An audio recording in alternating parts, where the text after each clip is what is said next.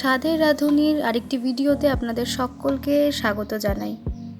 আজকে বানাবো খুব ফেমাস একটা রেসিপি, অনুষ্ঠান বাড়ির শুক্তো। তো দেখে নি কী কী উপকরণ লাগছে হচ্ছে কাঁচা পেঁপে, লাগছে কাঁচকলা, উচ্ছে, সজনের ডাঁটা, লাগছে আলু, লাগছে মিষ্টি আলু এবং লাগছে বড়ি এবং লাগছে সর্ষে পোস্তর পেস্ট। এবারে কড়াইটা গরম করে তার মধ্যে তেল দিয়ে দেব। তেলটা একটু গরম হয়ে এলে প্রথমেই দেব বড়িটাকে ভাজতে। বড়িটাকে হালকা হাতে ভেজে নিতে হবে।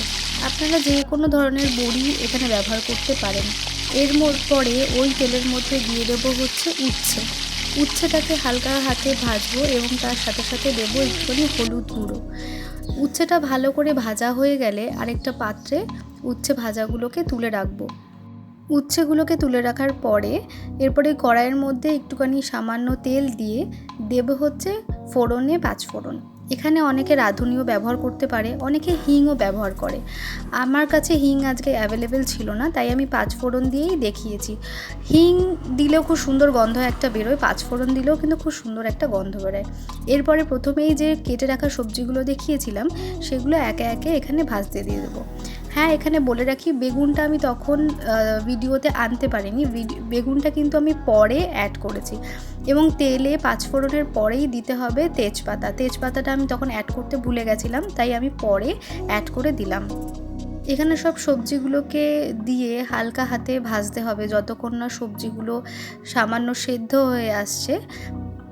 আমরা যারা বাঙালিরা আছি তারা তো ভাতের সাথে প্রথম পদে শুক্তো খেতে খুবই পছন্দ করে, এবং গরমকালে শুক্তো যে কী পরিমাণে একটা ফেভারিট রেসিপি সেটা মনে হয় প্রত্যেকটা বাঙালিরাই জানেন।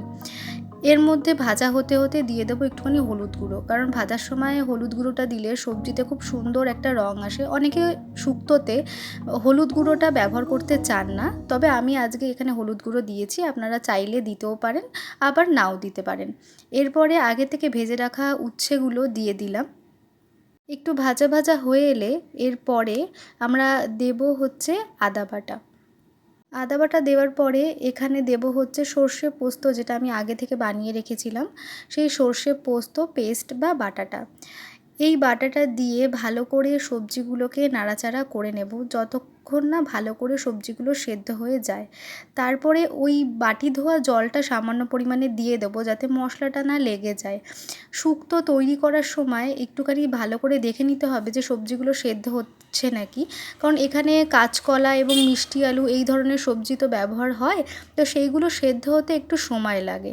এবারে দিয়ে দেবো ভাজা বড়িটা দেওয়ার পরে দেব পরিমাপ মতন একটু চিনিটা কিন্তু শুক্তোতে দিতেই হয়। চিনিটা দিলে কিন্তু শুক্তোটা খেতে ভীষণ ভালো হয়, এটা মিষ্টি মিষ্টি একটা ভাব আসে যেটা কিন্তু ভাতের সাথে খেতে খুব ভালো লাগে। এরপরে দিয়ে দেব হচ্ছে দুধটা দিয়ে সামান্য নাড়াচাড়া করব। একটু নাড়াচাড়া করে জলটা কমে এলে দিয়ে দেবেন একটুখানি ঘি। এই ভিডিওটা যদি আপনাদের ভালো লেগে থাকে তাহলে একটা লাইক, একটা কমেন্ট এবং একটা শেয়ার কিন্তু অবশ্যই করবেন।